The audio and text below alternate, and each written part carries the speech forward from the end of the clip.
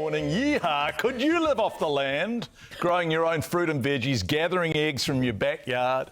Some even go as far as making their own soap. It's called Homestead, being completely self-sufficient.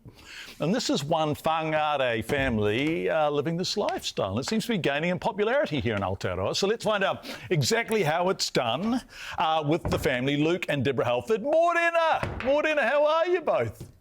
Morning. Morning. We're doing good. Lovely to see you. So I just want to, were you ever townies? Did you ever live in a city and think, bugger this?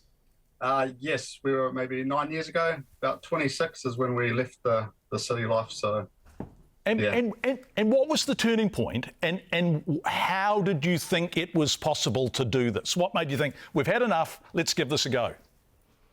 I think it was just more of a change of lifestyle we wanted, and we did watch a few YouTube channels and see other people do it, and thought, well, we can do this. It's, give it a go kind of thing. Yeah.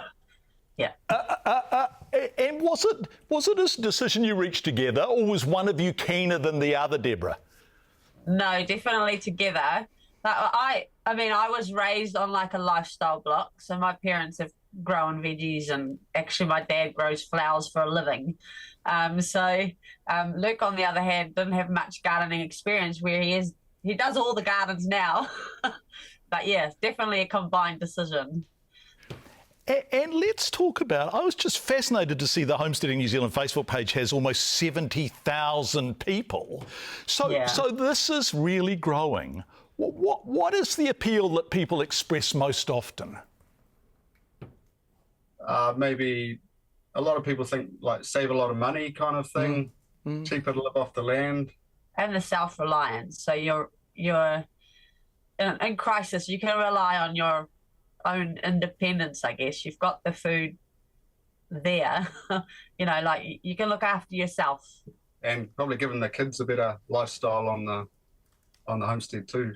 They get to learn a lot. We're looking at the kids now, and it looks joyful. And I suspect those of us who are raising our children in cities are going to be looking at this and thinking, wow, that looks magic.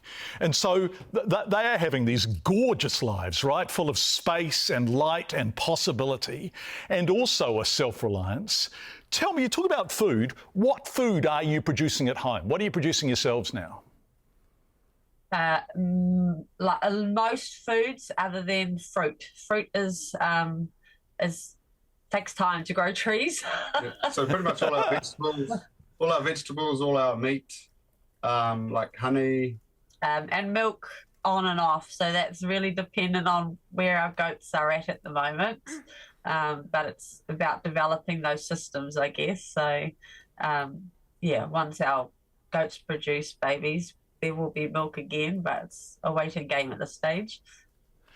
Yeah. You must also be profoundly in touch with the seasons, right? And I'm thinking of somebody who fundamentally lives in central Auckland, and you don't really notice the weather unless it's sublimely good or terribly bad. But there you must be in tune with every day, right? Yeah, you have to work with the seasons for sure. But we're definitely still learning. So, get a little better every year, I hope. Yeah, we definitely thought we could only grow in spring and summer, but you can actually grow food all year round. It's just growing the seasonal things.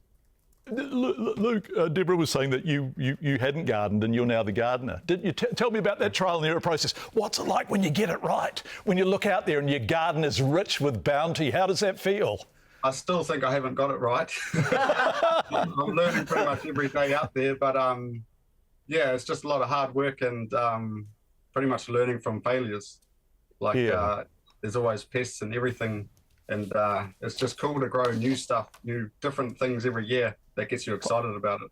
Final question, because we're going to go to the 7 o'clock news, but if people are watching and thinking, yep, I've had enough of this city life, would you recommend it? Would you encourage them? And what would your advice be?